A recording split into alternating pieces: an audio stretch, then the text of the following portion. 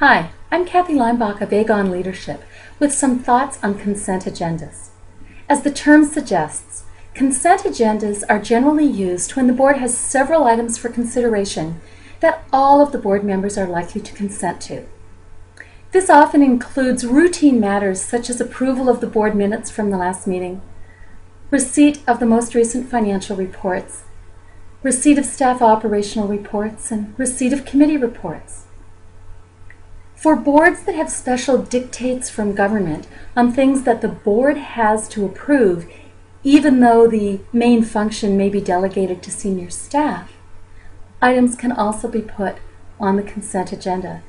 An example with school boards is that in some jurisdictions, they must approve all hirings in the district, even if it's the superintendent and principals that actually do the interviewing and the selection.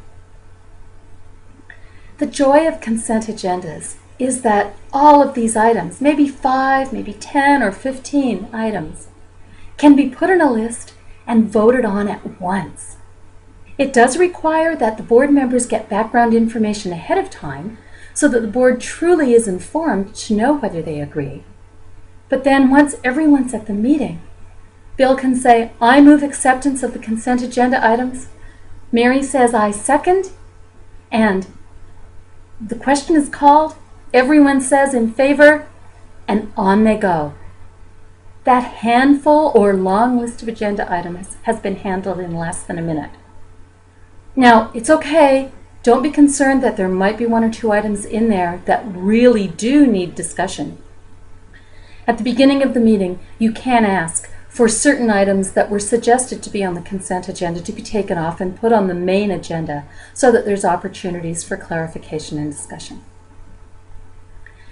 Have you ever experienced it taking 20 or 30 minutes to get through the financial report, even though there were no real concerns? Or there was an exciting thing in a committee report that a few board members just wanted for their personal interest to know more about, and it took 15 minutes to cover that. And all of a sudden, you've gone through relatively innocuous things, and the 2 hours you had allocated for the board meeting are gone. That's where there's a joy in consent agendas.